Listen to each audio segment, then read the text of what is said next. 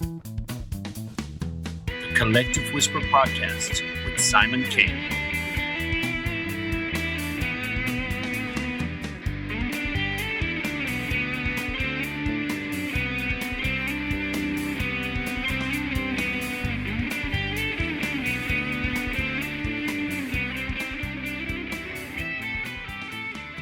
Hello and welcome today to the Collective Whisper Podcast. I am your host, Simon K, and we have a fabulous guest for you this evening to bring back some of those nostalgic memories from your youth. But before we get to that wonderful guest, I'd just like to remind you guys, please follow the show and subscribe wherever you see that button, and we hope you're enjoying the show. So on to today's guest. Today I'd like to welcome Kami Cotler. Kami Cotler is an American actress and educator.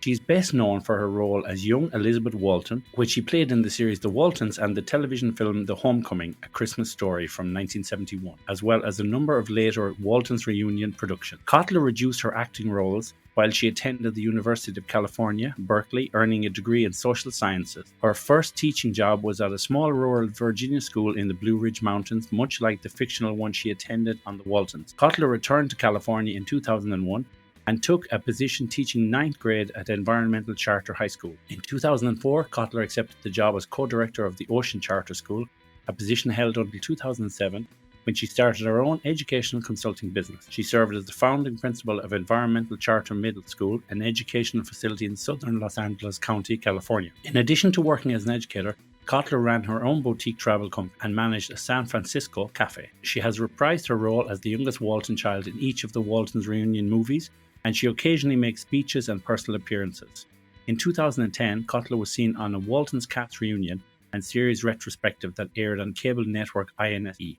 She's married and has 2 children. Welcome to the show, Kami Cotler. Well, thank you so much for inviting me. It's a real pleasure to have you on. You know, I can imagine hearing your voice and seeing your face for so many people will bring back lots of nostalgia. And I know in my own family, the Waltons was a staple of our television viewing. And, you know, in those days, you know, you had less channels and less choice.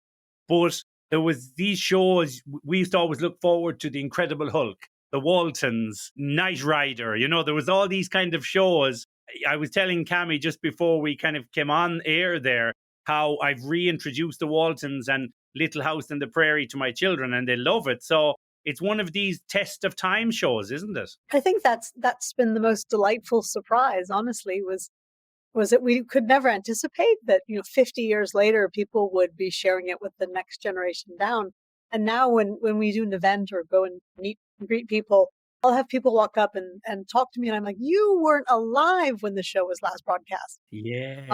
The show was off the air and then you were born. And they're like, oh, no, my parents show it to me and my granny introduced me to it, and it's super sweet the way that it just continues to be shared on and on. Yeah, that's for sure. And I mean, even, seeing your face all those years ago in the show, even now you can still see the young Elizabeth, you know by your face. And it's quite interesting. I mean, you've had lots of reunions and some Waltons TV movies and so on. But I think for a lot of people, they kind of go, oh, how long ago was that? Because I think we had this thing when we were watching it in the 70s, 80s, and we kind of felt like it was from another time, like we didn't feel like it was in the 70s or 80s, because it seemed like, it was obviously set in the 30s or 20s, but you always imagine those characters, maybe they're gone now. And then, so it's interesting nowadays to see when you all get together, who's still around. I'd never thought about that part of it before. I know that when people meet somebody off the telly, if they meet me, always this moment of disorientation. Yes. My previous boss at the charter school I was working at was a fan when she was a little girl, and she actually she recognized me during our interview, like when I was interviewing for the job. Like halfway through, she's like, why do I know you? Why do you appear familiar? Why does it feel like I grew up with you? And she still does take an enormous delight in outing me. Like we'll be at a very professional, setting, and we'll be having a conversation about education, and we're all, grown-ups. And then she'll go, does she look familiar to you? And then she'll eventually tell them, she was Elizabeth on the Waltons. And then the whole room goes, blah, blah, blah. And all these people are really disoriented for a minute because I wonder if part of it is I was on television, but I wonder if a big part of it is that person is from the 1930s. She can't be in this room right now. Yes, yes, yes. And that kind of makes me laugh because the Waltons was like a wholesome kind of family show. If you had been a serial killer in some TV show in the 70s, you wouldn't be saying, do you know her? You know her? She killed 17 people in the show. They'd be like, I can't quite place her. It was such a big show and the characters were so big. And even your character, Elizabeth, was very young, but she stood out so much, with her fiery red hair. And, you couldn't but remember her. And I think what it was, no matter what country you looked from, you saw something in each of them or in one of them that reminded you of a friend or a family member. And I think I'm Irish and Irish people probably used to look Elizabeth with the red hair and say, is she looks more Scottish or more Irish? So you can tell me later if there's any lineage there. But do you get the point what I'm making, that people identify with the characters in a big way, don't they? I think people, when they are crafting a television program, are sometimes really mindful of that. Like, how do we create somebody for everybody? And then if you look at the structure of shows back then, there were often, like, there was a main plot and a subplot.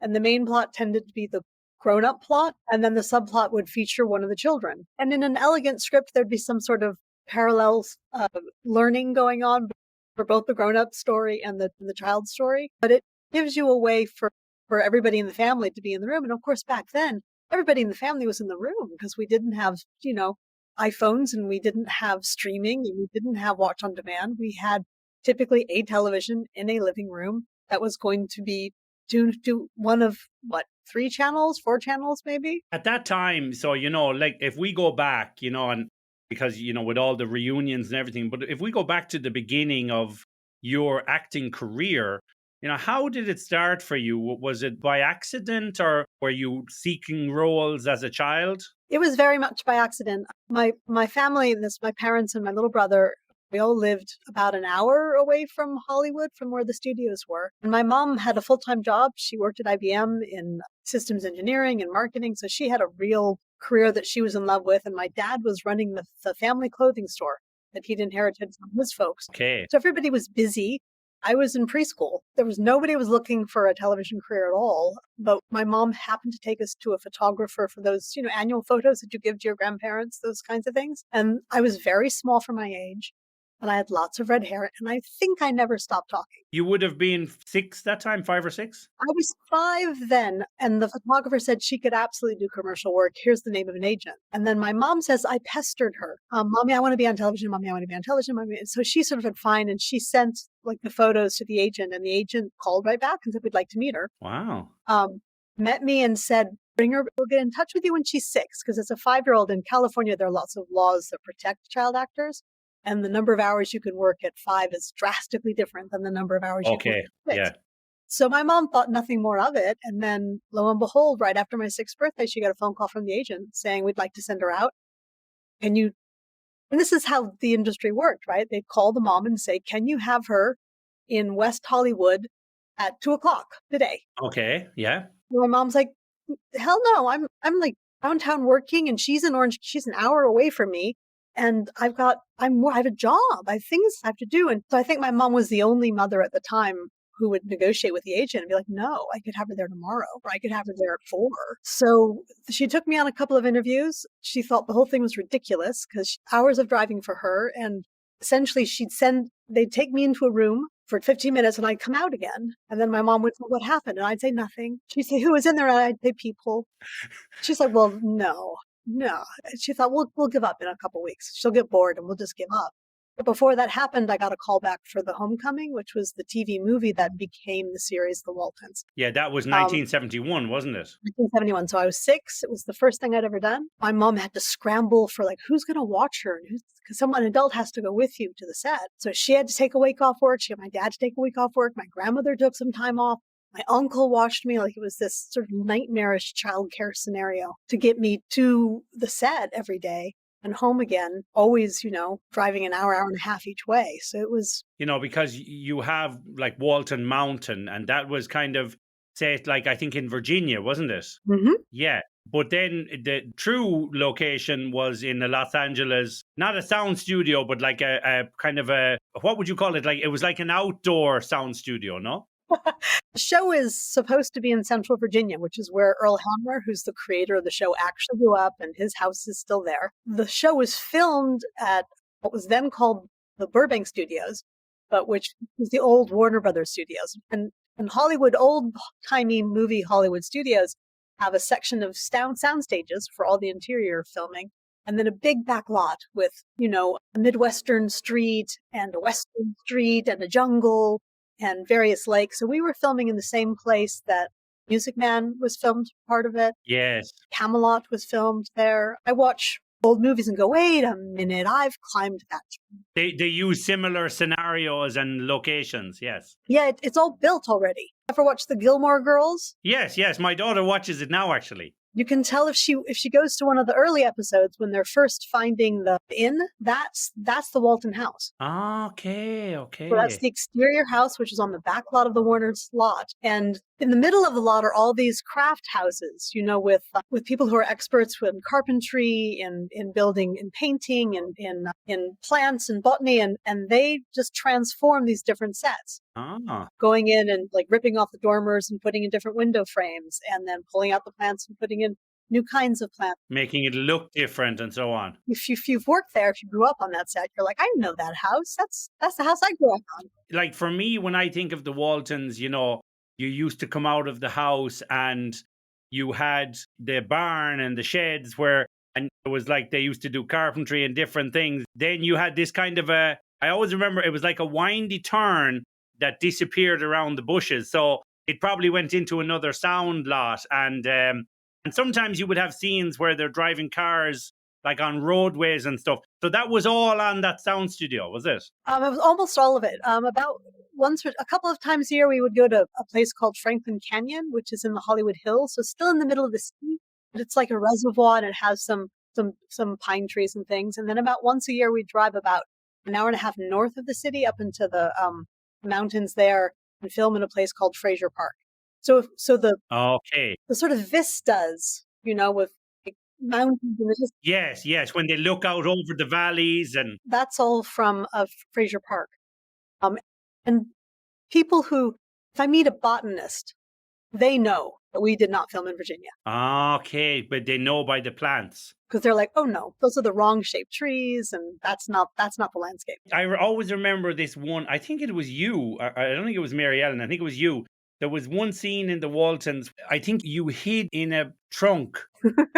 And they brought you to this old cabin and they couldn't open the trunk. You remember that? Yes, I do. That was the second episode we filmed and the first episode we aired. And I would have been I was 6.5, 7. I remember that scene because it was like another cabin that was like a derelict cabin. But I always was thinking, oh, I wonder, is that like filmed in the same place or did they go somewhere different to do that scene?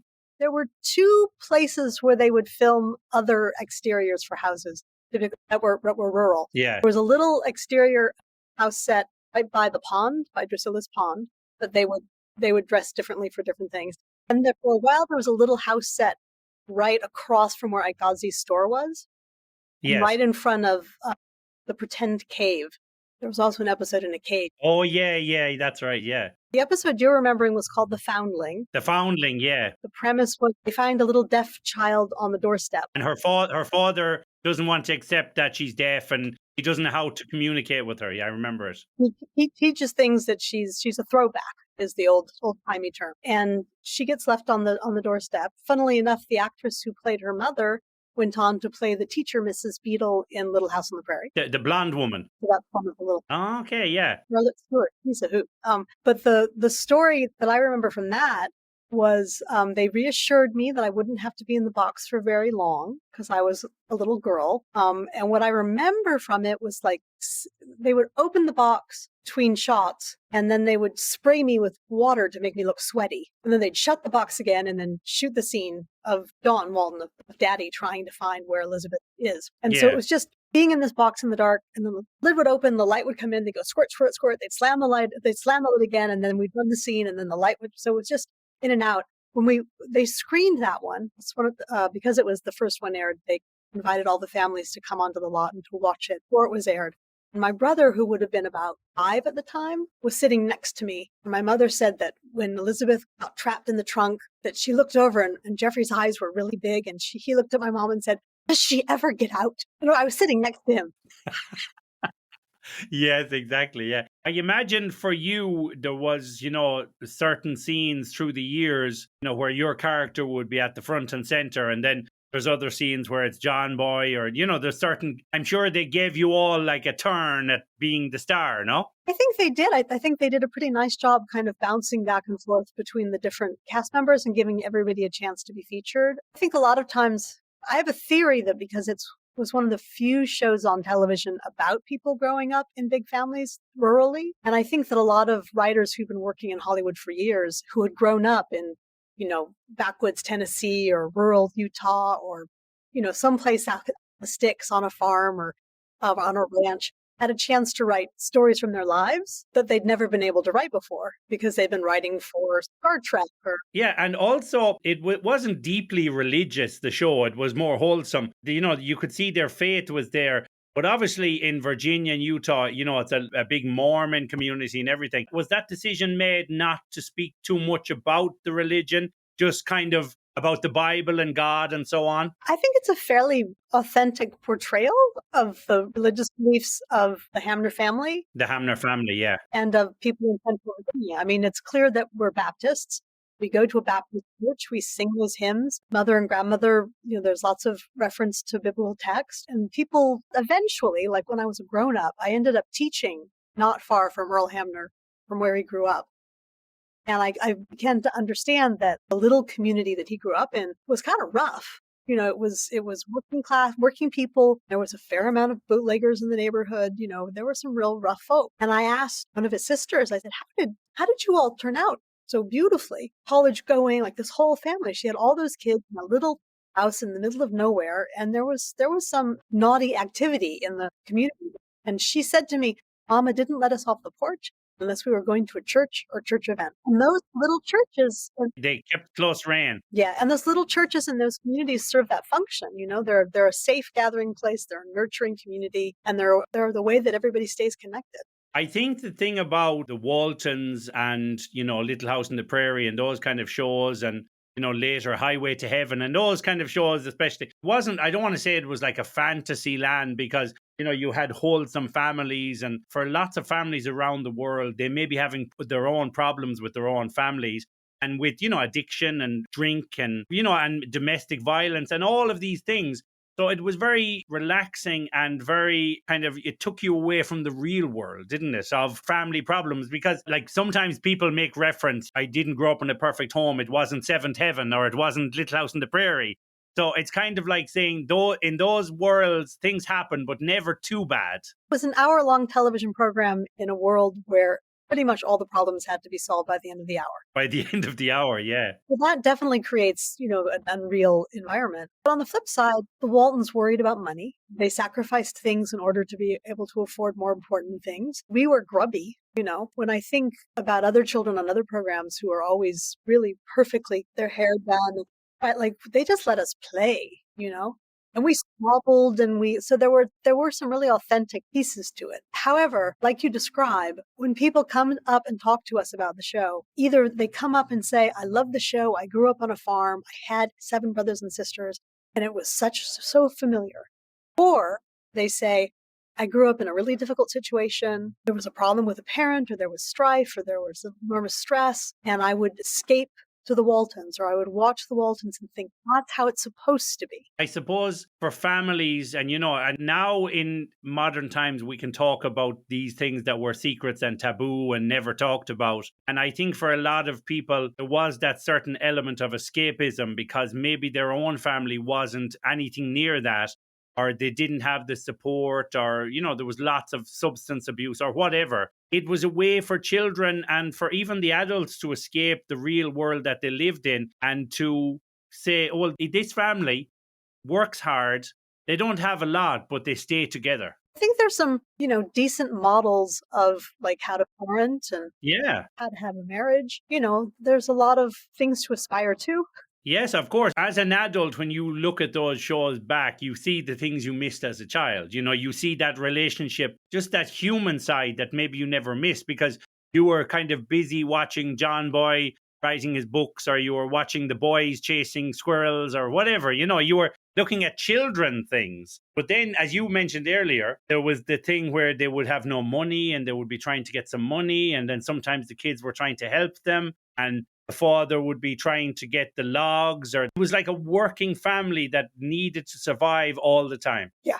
Yeah. And you're right. I watch it differently now than I watched it as a kid. Like, I'm like, oh, look at what the grown-up characters are doing. I wasn't really paying attention when I was 8 and watched this episode. Yes, of course. Tell me then, when you came into that world then as a 6-year-old and you started filming, I'm sure very quickly it must have become like a second family then, no? Yeah, very much so. We were really, really fortunate who was on our set. And I think it felt like a family. When I talk to people who are sometimes have those quizzes like, are you the eldest or are you the youngest in your family? And how does birth order affect who you are as a person?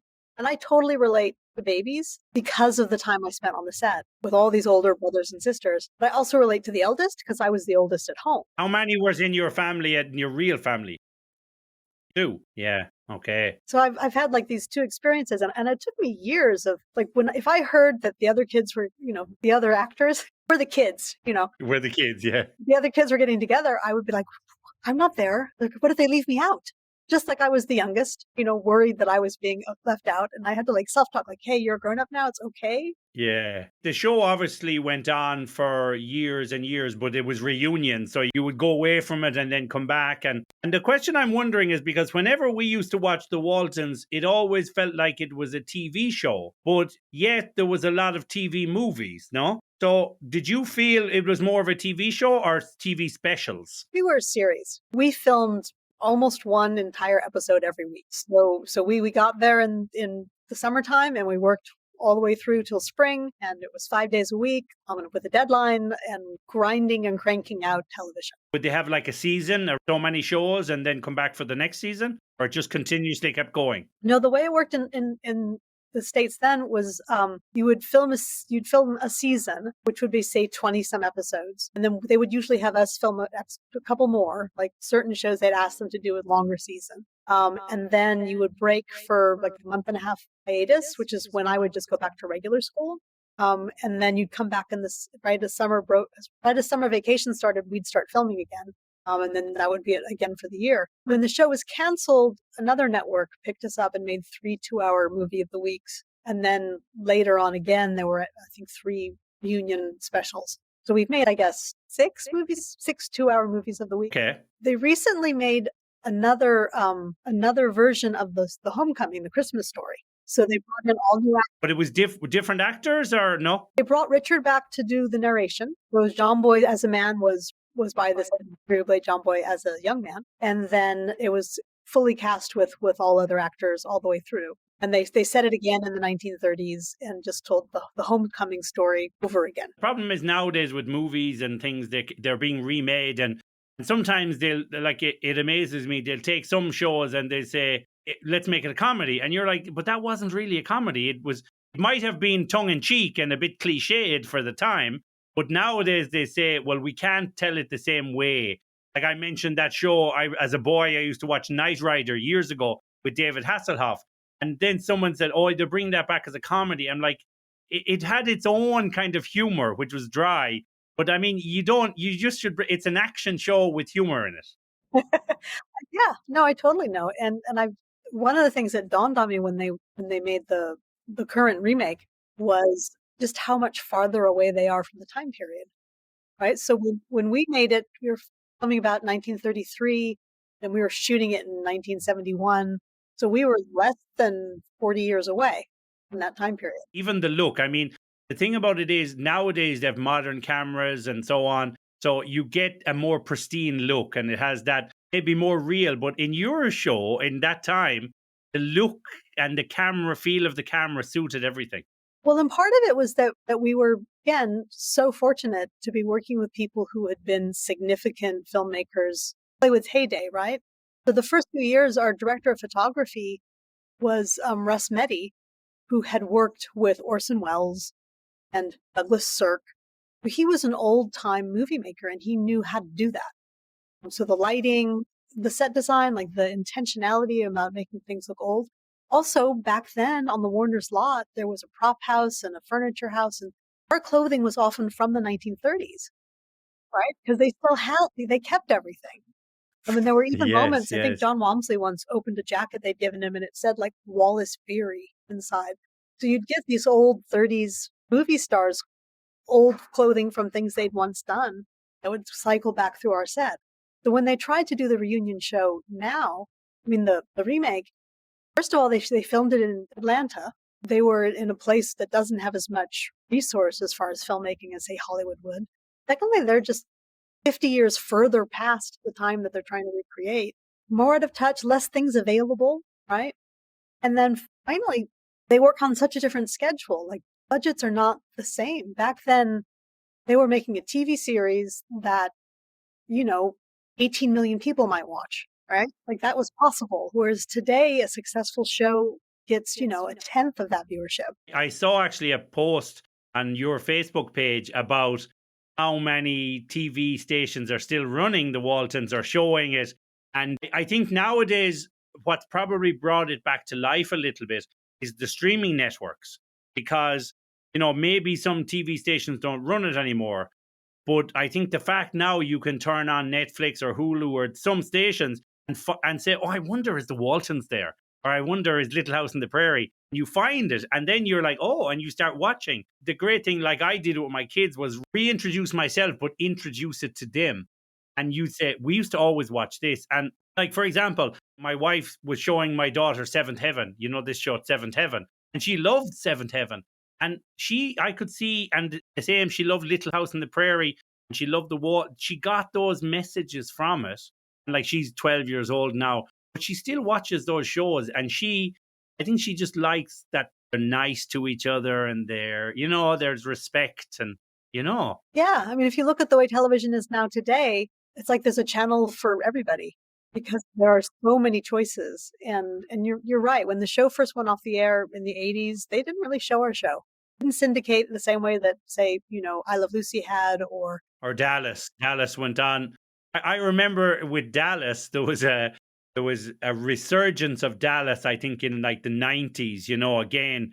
And they did a lot in Ireland anyway. They had all of these reruns. And it was so funny because I remember talking to some friends I know, and they'd be like these cool kind of guys, and they wouldn't be into that kind of thing. But then they'd say, oh, yeah, I'm unemployed, I'm on social welfare, but I look forward to Dallas every day.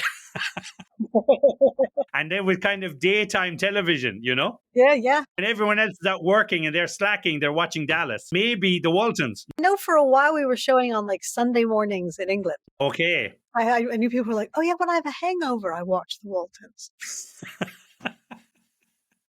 Yeah.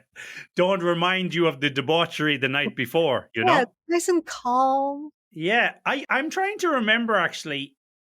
I can't pinpoint what days of the week. I think it was probably the weekend we watched it, more than likely, because it was probably Saturday mornings or Sunday mornings we watched the Waltons too, I would imagine. It's always a mystery to us. It was broadcast in the States Thursdays at 8 p.m. on CBS. And I know it was shown in England because I was recognized when I was a teenager in England. And I know it was shown in Germany. I was recognized once as a teenager in Germany. And then also there was a German cable program that was going to bring the Waltons back, and they invited us over and they took us on a tour and we got to do a press thing. It was so much fun. That's always what I'm kind of hoping is like, can we get enough people interested in the Waltons that we can go visit and meet fans in all the places that we showed? I think it even showed it in Japan, but under a title like John Boy and His 7 Siblings was the name of the show. Okay, yeah, it's like the way they name Spanish movies different names sometimes just for the language barrier, and it has a more literate meaning. And that's something because in all those years you went back to the Waltons for reunion shows and filming the TV shows. Did you get recognized a lot? I mean, when you were in Los Angeles, and was it difficult going to school? Well, let's see. When the show was on, and yes, I got recognized a lot. So during the 70s, when I was a kid, yeah, like there was a period of time where we sort of stopped going to Disneyland, and there was some planning around where we were going to do what we could do that would be fun, that wouldn't get disrupted. It was certainly nothing like it is today, right? Today is insanity with paparazzi and a 24-hour entertainment news and all that madness. It was nothing like that. It was just enough where it would kind of get in the way of a dinner, right? Or people are always nice. Waltons fans are the nicest people. They just want to chat for a minute and maybe get an autograph. So they're lovely, lovely people. And that's a huge advantage. And then it kind of got quiet when the show was off the air and I was a bit older. It's always been the case that I was much more likely to get recognized in the middle of the United States than in the big cities. Because typically we had a stronger viewership there. And now I don't get recognized anymore.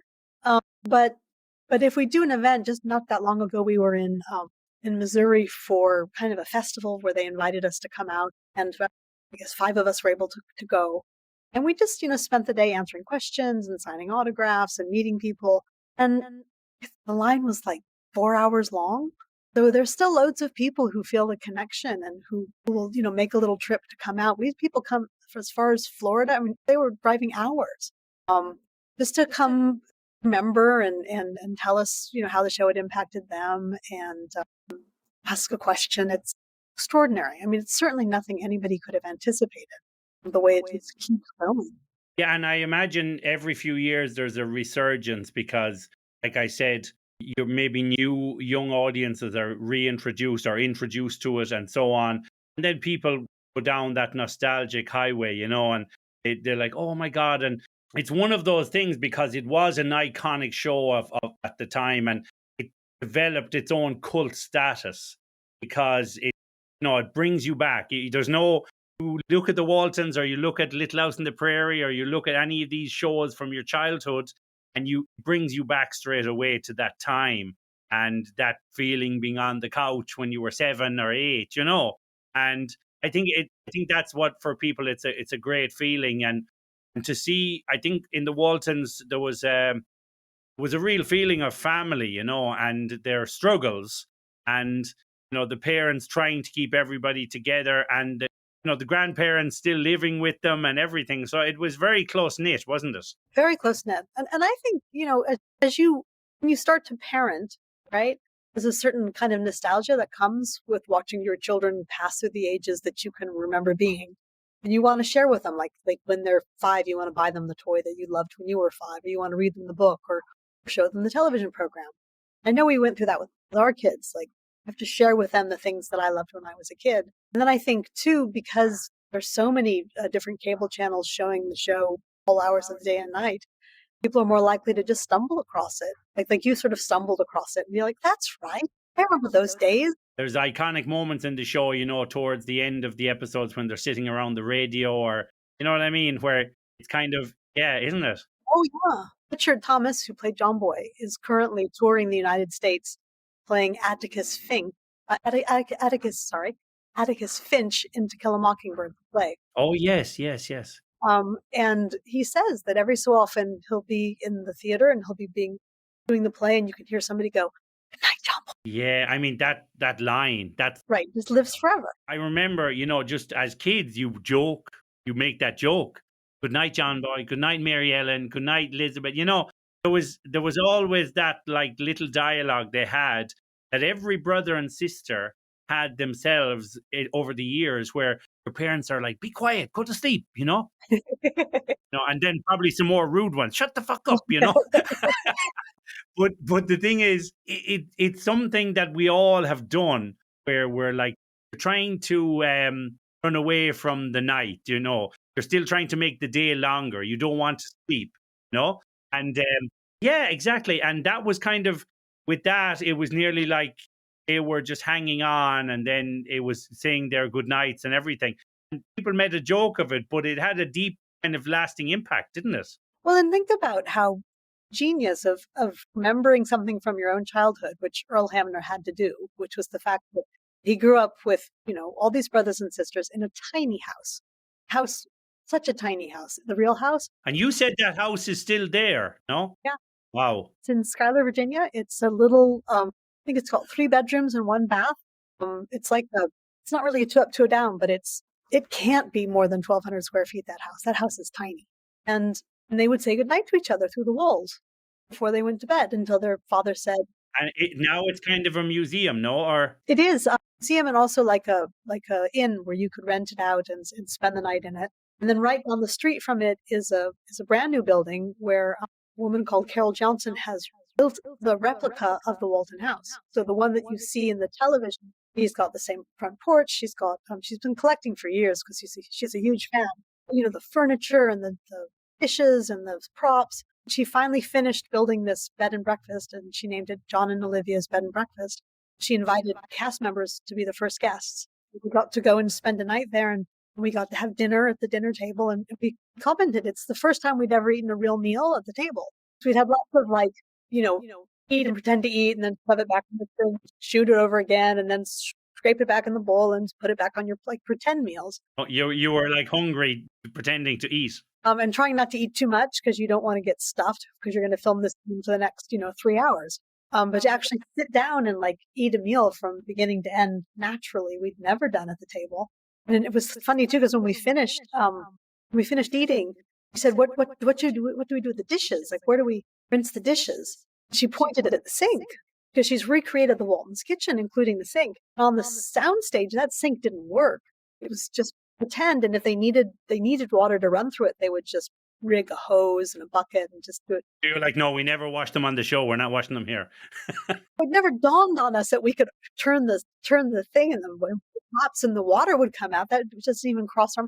One thing when I wanted to have breakfast one morning when I woke up really early, what bowl should I use? And she just pointed to this rack of dishes that had been on the set. Yeah. But I'd never touched them. They were props. You're not allowed to touch them. That's amazing because your kind of muscle memory was making you do everything you used to do on the set, even though you were in a real house. Muscle memory to the point, on the soundstage, the interiors were all on one level. So they had false walls that you could move, so you could place the camera. They didn't have a ceiling, so you could hang lights and move sound. But they were just pretend. And when you went up the stairs from the kitchen, you went up the stairs and turned a corner, and there was just a dead end with 3 bits of drywall and a platform, and you just stood there really quietly until the scene was over. And each one of us, when we climbed the stairs at the inn, where it really is a second floor, each one of us went step, step, step, step, pause, and stopped where the stairs ended on the soundstage, and then had to force ourselves to continue up the staircase because there was a real staircase. That's how deep the muscle memory was. I watched every single one of us do it. Like during the filming of the episodes and the movies and everything, I'm sure there was a lot of hard moments because they're long days and you were filming in Los Angeles, so I'm sure there was times it was extremely warm, and even that time I know you were in the trunk or the chest and you were being sprayed, but I'm sure there was some difficult days too, no? Long hours. Yes. I think it was in California, there are labor laws that protect child performers. So you aren't allowed to act. You aren't allowed to be at work for more than 8 hours. So if you come in at 7:30, you're done by 4:30. You have to have an hour for lunch, and you have to, school is in session. They have to let you go to school for 3 hours, part of that day. Okay. It's still a long day though for a 6-year-old, isn't it? Yeah. Well, the production company hires a specially permitted person who's a teacher and a social worker. Their job to both teach you the content you're supposed to learn at your grade level, then also make sure the laws are enforced on set. So for example, if Elizabeth was in a sort of stunt-like situation, like if I was falling off something or I fell off a lot of things, then my teacher would come out and keep an eye and make sure everything was safe. And if we got close to the end of the day, like let's say I'd come in at 9 and I had to go at 6, and I was in a scene that was still filming at 5:30, 5:45, my teacher would show up on the set and be like, "I have to pull her at 6. It's the law." So those sorts of protections. Get it done or use earlier takes or something. I want to talk later, obviously, about each cast member and stuff and your relationship with them. But did you find yourself being drawn more, for example, to John and Olivia or the grandparents, or how was that kind of relationships? And I think we were together so much. We spent more time together than actual families spend together because we were together 8 hours a day most days. And I think you end up being close to everyone in different ways. I can say that when I was very little, David, who played Jim Bob, and I would play together. So when I was 7 and he was, 10, 11, we would play, just play Bonnie and Clyde. We used to go rob the bank. On the out, there was a bank set. Were usually old cars parked on the Midwestern street. So we would pretend that we were driving them and we would rob banks. We'd go to the Western set and have shootouts at the saloon and like pretend we were cowboys. And so we played really, really hard and mostly unsupervised. When I think back on it now as a grown up, I'm like, what was going on there? We just disappeared and no one ever said anything. But it was super fun. And then as I got older and David got older and didn't want to play, hide and seek anymore, then I began to follow Mary around, who played Erin. She was a teenager and Mary's pretty different from Erin as a character. Like Erin's kind of prim and prissy and Mary is a hoot.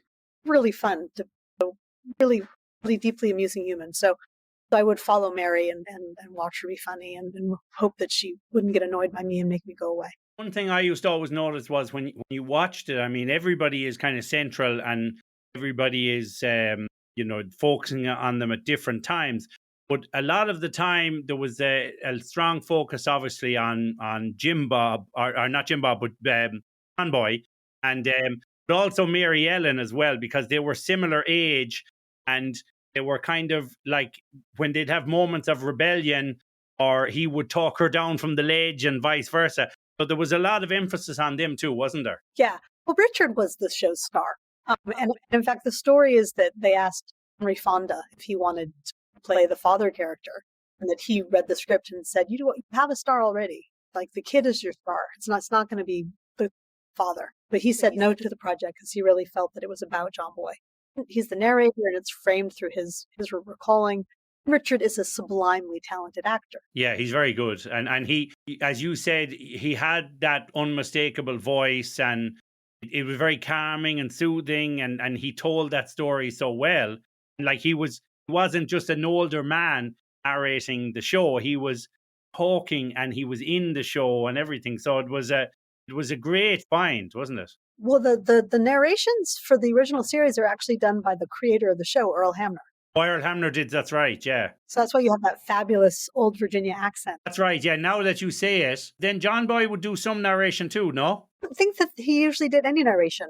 Typically, the narration would just bookend. There'd be a narration at the beginning and a narration at the end, and then you'd have the episode run. I think maybe what it is, and this is probably one of those crazy things, is now that you've said it, like it's Earl Hamner's voice, but from your memory, you just think it's John Boy. Yeah, it is just John Boy as an adult, yeah. I had it in my head, no, it was John Boy speaking, but you're right, it was Earl Hamner. Well, when I think about it, the show was very much conscious of what is John Boy perceiving, right?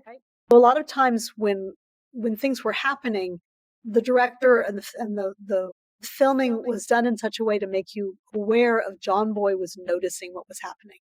And I think that almost acts as a narration because you have this centering character who's noticing how his mother and father treat each other, who's noticing the play between grandma and grandpa, or grandpa and the Baldwin ladies, or whatever is going on. So there's a lot of his perception that's kind of built into the way the story is told. There's a lot of like external characters that are not in every show, but they're there. And they're fabulous. Played by amazing actors. Yancey Tucker, who was played by Robert Donner, Godsey and Cora Beth Godsey. We're so lucky. At that time, like when you consider those two shows, Little House on the Prairie and the Waltons, there was a lot of similarities. And I think even as children, when you look back, sometimes you even mix up some characters because, like, for example, with Little House on the Prairie, there was the characters Nellie Olson and those people, but the older people in the community. And sometimes you think, was she in the Waltons or in Little House on the Prairie?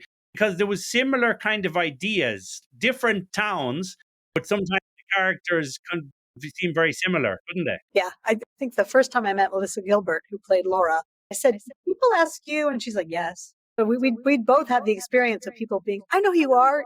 You're Laura on Little House on the Prairie. I'm like, no, I'm Elizabeth on the Waltons. And she'd had the same. I think on your thing, you went to Laura Ingalls' house, no? I grew up reading those books. I was reading those books as a little kid and read them over and over and over again.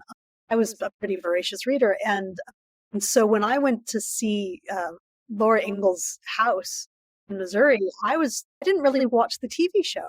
because I was always bothered at how it was all different than the books. I knew the books so well. Anything that wasn't the same was like, no.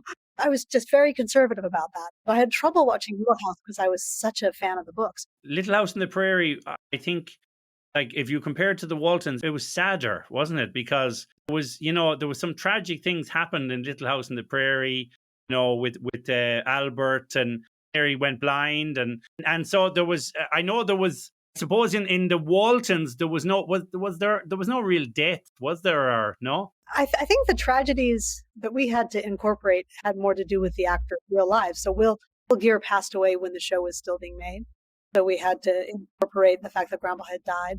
Then, of course, Ellen Corby, who played Grandma, had a stroke, a really significant stroke in the run of the series, and was able to come back and work as an actress with aphasia and other issues coming from her stroke. But you see, I think what it was, if one of the younger characters had passed away, would be it's a bigger hole. But when they're the older actors, people are thinking, oh, are they still alive or whatever? So it's more expected, I think. I feel like Little House was a little bit more melodramatic than the Waltons. Yeah, probably, yeah. It's like an artistic choice. Like that was Michael Landon's program, and I think he was doing that kind of, like, that was how he wanted it to be. I remember reading something that said when Little House at the Prairie finished, Michael Landon burnt down the house. Yes, he burned it all down. Yeah, he burnt it all down, and I think it was like that was the end. And I think that the actors that we had, Ralph Waite and Michael Learned and Will Geer and Richard Thomas and Ellen Corby, most of them had really extensive theatrical careers, like in play. Michael was coming from the American Conservatory Theater. Richard had been working in New York. Ralph had been trained in New York and working in New York. It's important to them that things felt real. And there were definitely times when the scripts were a little melodramatic or unrealistic, and they would really put their feet down and say, no, it's not realistic. There was an episode once where I think a salesman comes to town or something, and he wants to buy his daughter a doll, but he can't afford it. And somehow Elizabeth has ended up with this doll. And the script had Elizabeth give the doll to the man to give to his daughter. And Michael said she wouldn't do it. She's a 7-year-old girl. She would think about it, but she wouldn't actually give it away. And it's a better story if you see her think and go, no, I'm keeping my doll. More human. Funny about Michael Learned, the mom, is I always remember my mother when she was younger, she looked a bit similar to her. Wow. But then the thing is, I always think as well that maybe that's just kind of nostalgia and wishful thinking, that I could say to somebody, oh, I think she looks a bit like mom, and they might go, no. But what I'm saying is, as children, you look up to those parents as well, to the mother and the father, and you develop this keen kind of affinity with them. And so I think that's what happens. As kids, you idolize them, but you don't realize it. And then when you're an adult, you kind of you look at Michael Landon's character, you look at, Ralph Waite's character, and you think, yeah, they were really strong men and women who really had an impact in your life as a child. Interesting. For me, I'm fortunate to have the best mom ever. My real mom is so smart and so sensible, and just really was a fabulous mother. Partly, I think, why I was able to be in television, be in Hollywood, and not have any relations with it, because she always made it really clear that this was my hobby. And if I didn't want to do it, I was fine with her. It was kind of a pain in the ass to get me to work every day. And if she could simplify her life and just keep me at the local school and not have to worry about transportation and special events, and that's fine with her. I think that helped. I'm doing it because I like it, not because my parents want me to or any of that. So I was very fortunate. But I was also fortunate because Michael Learned is just the most willing and empathetic person you're ever going to want to meet. So there were definitely times in my teen years when I'd get all oh, woe is me. And my mom would say, have you tried talking to Michael about it? Okay. Because it doesn't make any sense to me. My mom's thinking, this is just weirdly emotional, and I don't know what her problem is, but Michael's really sensitive. Maybe she can help her. It was true. I could bounce back and forth between these two women who were both really remarkable, and they're different from each other. Did you have favorite brothers and sisters, or did it change over the years? How many brothers and sisters do you have? There was 6 children. So I'm the second youngest. Okay. There was a younger sister than me. And then there was 4 girls. and my older brother. When I look back, my older brother was 5 years older. So at the time, I think just at that time when I was starting to get to know him, like at 12, then he left. Like, because he was 17, 18. It's interesting because we obviously had a big family too, not like, but so you see similarities in the relationships.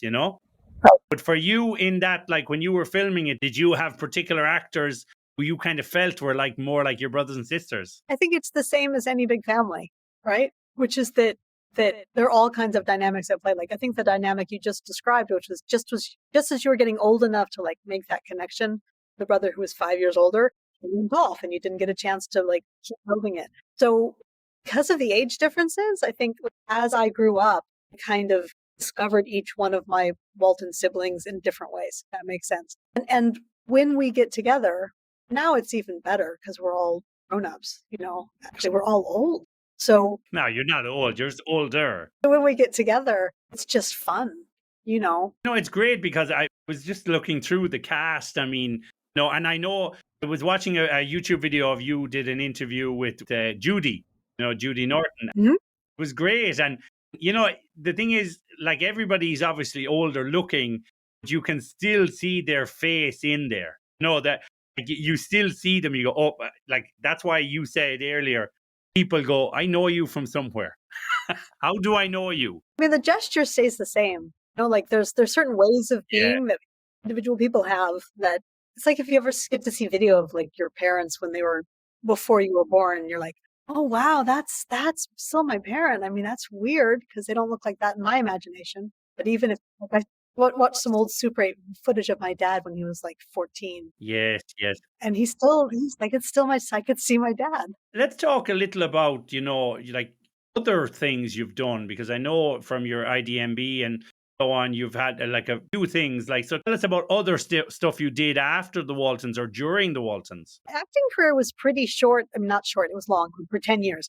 But it was, I did the Homecoming. When the Homecoming ended, I did a movie of the week. Then I did a little comedy series called Me and the Chimp, which lasted for 13 weeks, was canceled, and was also featured in a book called The 10 Worst Television Series Ever. Thank you. Oh, God. Oh, it's a point of pride. And then I did the Waltons for all the years. When the Waltons ended, I was 16, 17, so just basically going into my last year of school.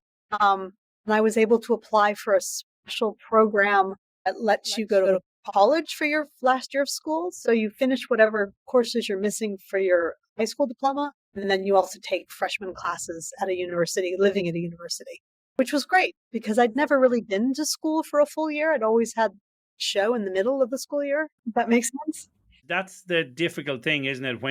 Especially when you're a child actor, you can see where people, they don't, it's not that they get disillusioned, but maybe as they grow older, they want to do regular jobs or teaching like you did or different things. So is there a point where you thought, I don't really want to do this as an adult?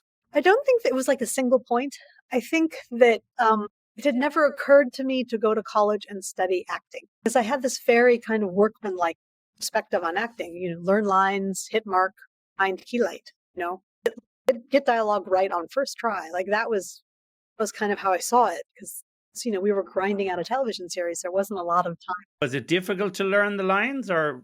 Memory's like a muscle. If you use it, it gets better. And I think I'm a word person. Like I remember words. It was never hard for me. In fact, if you watch The Homecoming really carefully, my mom had reviewed my lines with me, and I learned everybody's lines.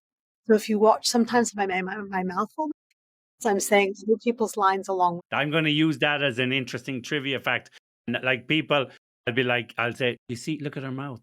Your mouth's moving. She's saying their lines. They're like, you're talking rubbish. Where are you getting that from? I say, well, the lady herself told me. Yeah, it's true. I watch it now. I'm like, ooh. Yeah, you see it more than anybody. So then let's kind of talk then, in the profession you're in now, or like that you went into later, teaching and stuff. You were in school and then you decided to go to university. At 16, 17, did you kind of know you wanted to become a teacher, or what did you kind of plan to do with the rest of your life? I didn't have a plan. Almost never have a plan. That's a personality trait. I went to school. I took classes that seemed interesting to me, which were often literature, history, anthropology. And then I stopped going to college for a while and traveled. I lived in England for a couple summers and just called it my extended summer vacation because I'd never had a summer vacation because I was always working. So the show was over. I'd finished high school. I'd had a year of college and I just traveled for a while. And then I went back to college, went to UC Berkeley and ended up kind of focusing on American studies, like American culture and literature and history, intellectual history. So I was interested in like what makes Americans Americans. And then thought, I don't know what I want to do next. Why don't I get a teaching credential? Because that will enable me to live in different places in the United States so I can learn more about the stuff I'm interested in. And I got my teaching credential and ended up moving to rural Virginia and teaching basically in the same kind of community as the Waltons was set. It was just a massive accident that it happened that way, but it did. So here I am, a city girl, right? I go off to the Blue Ridge Mountains and learned about, people who hunt and raise pigs and make moonshine and all the things that referenced in the Waltons, but I don't actually know anything about. So I learned a lot there. Eventually, people found out who you were and so on. Did they kind of think, well, you must know about this? No, they mostly thought I was crazy. Students would be like, what's wrong with you? Why are you here? I'd always say, because I find it really interesting. They're like, but you were on television. Like, that's really weird, Ms. Cotler. That's really weird. Yeah, they couldn't figure out where you were coming from. Why would you come here? Yeah. You could be teaching in the Hollywood Hills. Well, I tell them, you guys are really, and they were interesting. Like my students were so fascinating. I remember we went on this nature walk once, and every time I saw a flower, I'd be like, look at that. I wonder what that's called. And they're like, it's a weed, Miss Cotler. It's just a weed. In a way, you had that naivete and they were cynical. They were like, what's the big deal? Yeah. Yeah. Same thing like, I hear I've planted a garden and I know there are deer and the deer might come into my garden. So I'm researching, how do I keep the deer out of my garden? And here they don't like human hair.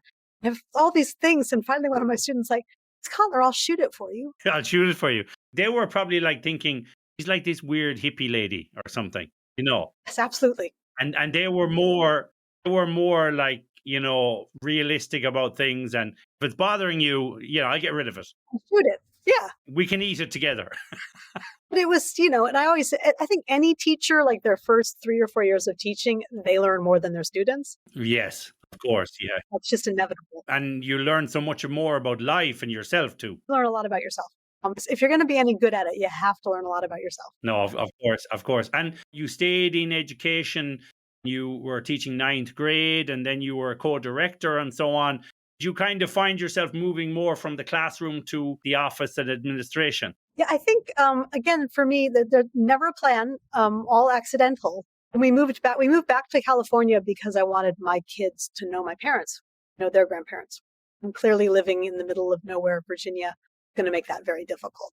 So we came back to the city. And then my kids were in school and I was really looking for options for my son because he was going to a very good little elementary, but he was not thriving. It wasn't a good fit for him.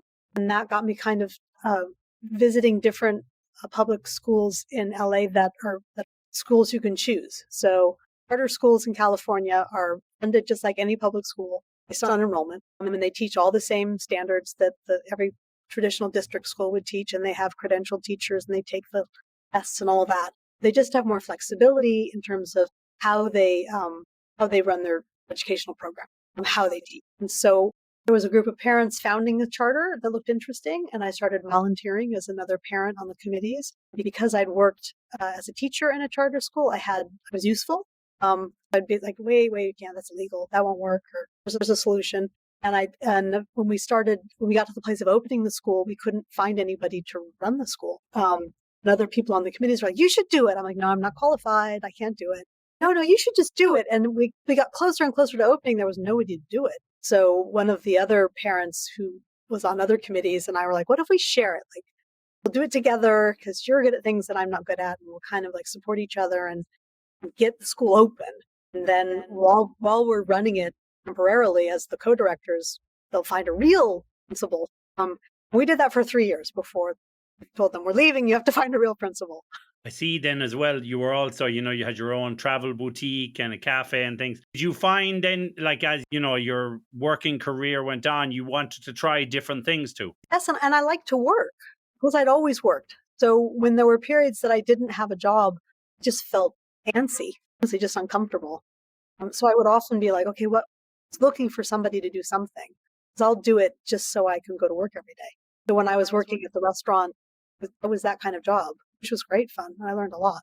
It's very interesting to hear what people are doing now. I mean, after those careers like on TV and stuff, because for some people, they kind of go, it must be hard to settle back into normal life, especially if you're very famous, if like Macaulay Culkin, it's very hard to be normal because you probably still have paparazzi. But it's nice when you're like in your case where you could be noticed, but you could still get on with your life. Yeah, very much. I like working and I like being with people and I like solving problems and I like figuring out how stuff is so that I can, I like being on television. And I always say, like, when you're starting a charter school, it's not that different than starting a TV program, right? You're working with a group of people. It's important to you what it's successful.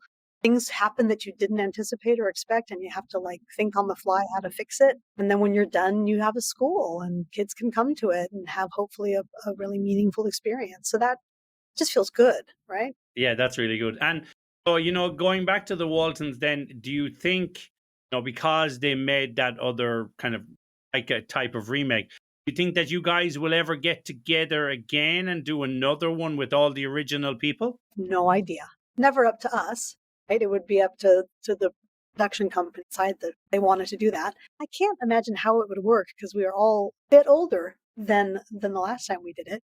Fans ask it. Could be, like that show, that 70s show, they did a remake now, 90s show. All the characters are coming back with their children are the characters. So it would be very interesting if the Waltons came back with their children and, Yeah, hard to imagine. People will often say, because Elizabeth never got married in the show, she got engaged and she had a boyfriend. People will say, "Oh, I want to." If they just do an episode where Elizabeth marries Drew, and I'm like, Elizabeth, like actors are now in their like late 50s. But Hollywood is a great place because, if Bobby Ewing can come back in the shower, anything can happen.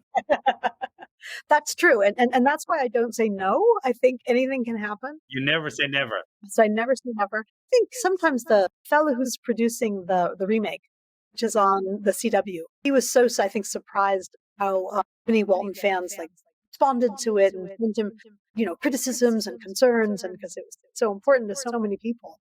One of the things he did say after he made the first one was that he was going to look for ways to bring back original cast members in like guest starring.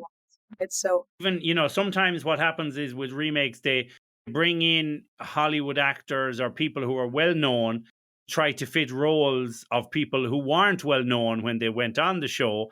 You just grew to love.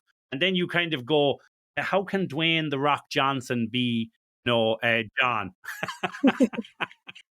you know, like, they put in the completely wrong people. So I mean, of course, it's nice, I think, for the fans and everything, and even for you guys to come back every so often and do another show, or isn't it another movie? It's nice.